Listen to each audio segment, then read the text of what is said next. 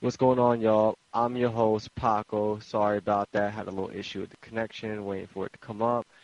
Yep, you're listening to Occupy the Media. Coming up today on the show, we have an interview with Christopher Davis, who is running for Congress in the 33rd District of California.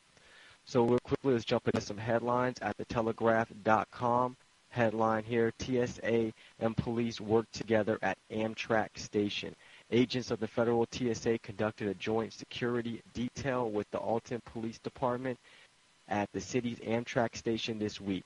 TSA spokesman Jim Fontanos said the TSA conducts thousands of these operations nationwide every year. They have multiple benefits, he said. It's a visual deterrent and has a security value. We're working with local law enforcement and developing relationships so that if there were an incident that we had to respond to, we have those relationships in advance. Amtrak has always been a great partner, and so has local law enforcement. Says here, many passengers, especially those who ride the rails a lot, are more accustomed to seeing our folks and the local law enforcement there. Of course, that's what you guys want. That's what they want. They want people to get used to seeing a police state, used to seeing people walking around, watching everybody, got guns in their hands. Just a bunch of fear, just more and more fear. Get used to it. Get used to it. Let's see here. Also at the Independent, headline, man whose WMD lies led to 100,000 deaths confesses all. Let's see here. Defector tells how U.S. officials sexed up his fictions to make the case for 2003 invasion.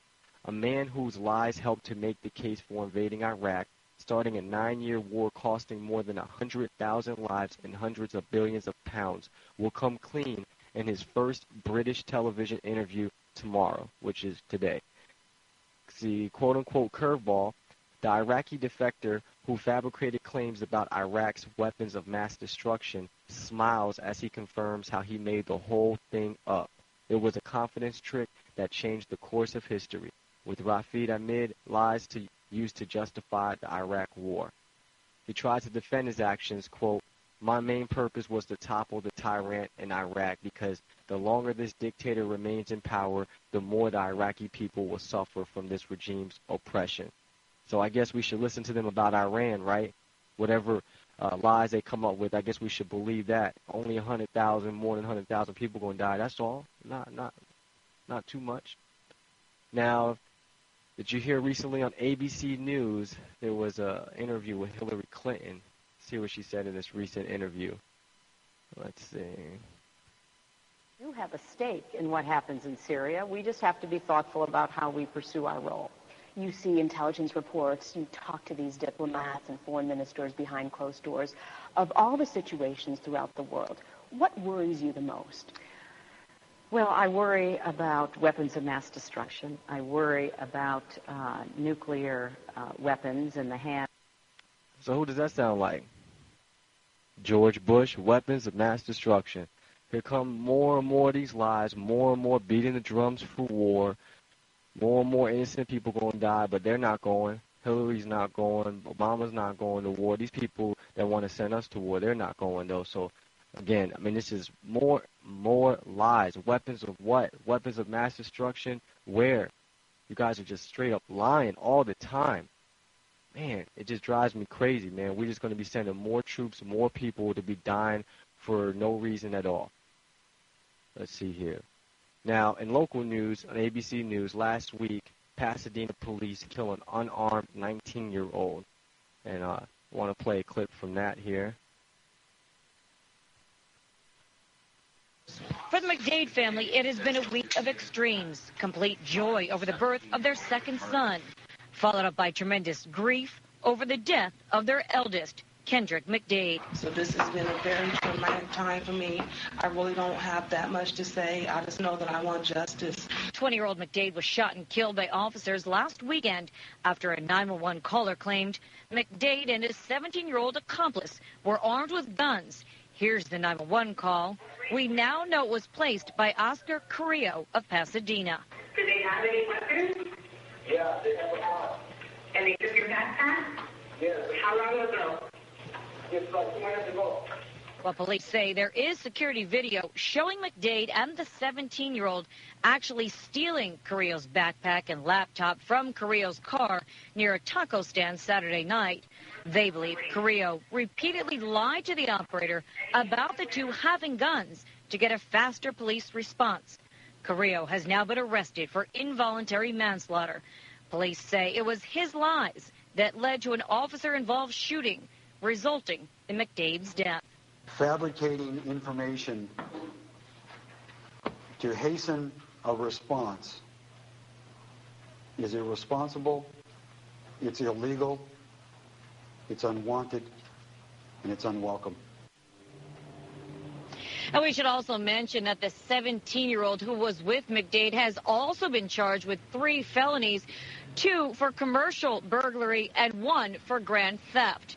Now, the chief of police here in Pasadena, he is not revealing the names of the 2 officers who involved in the officer-involved shooting, but he does tell us that they have both been placed on paid administrative leave while this investigation continues. Okay, so we have a teenager supposedly stole a laptop.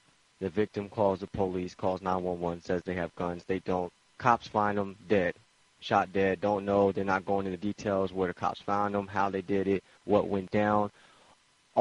So this is amazing to me. The cops are going to blame the victim, the guy that called 911. Now, he did lie, and if he did, that's wrong, that's messed up. But don't people lie to cops every day? Cops get lied to every day. They know this. You can't believe everything you hear. So now you're going to put the blame on him? No, you guys are just trigger happy, shooting too quick. You know what I'm saying? Just shooting everybody, anybody. I mean, this is going on all the time, and the media isn't talking about it enough. You hear the police chief say that fabricating lies to the police is irresponsible, it's illegal, it's unwanted, it's unwelcome. Sound like you're talking about the police. The way y'all are handling things, that's irresponsible, that's illegal, killing somebody unarmed. That's unwanted. That's unwelcome. It's funny how cops always get paid administrative leave when they kill innocent people. Hey, matter of fact, you officer, you tired? You stressed?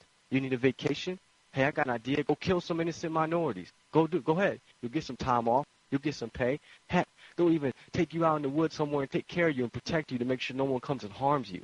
This is ridiculous, man. And what's the media doing? Oh, Zimmerman killed Trayvon. That's all over the news. Let's start a race war. Let's have all these talks.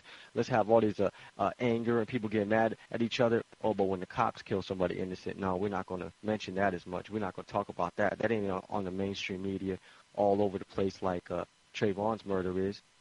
You know, the police does this all the time, man, and they just get off. They get away with it. This police brutality is just getting out of control, man. You know, where's the mainstream media? That's why we're going to occupy the media. You know what I'm saying? We got to let them know what it is that's going on out here. Our brothers are being killed. Our sisters are being killed. The pharmaceutical companies, these wars, the Fed. I mean, where do we start? It's just amazing. And I have another last headline here. New York Times, this is on March 31st. Police are using phone tracking as a routine tool.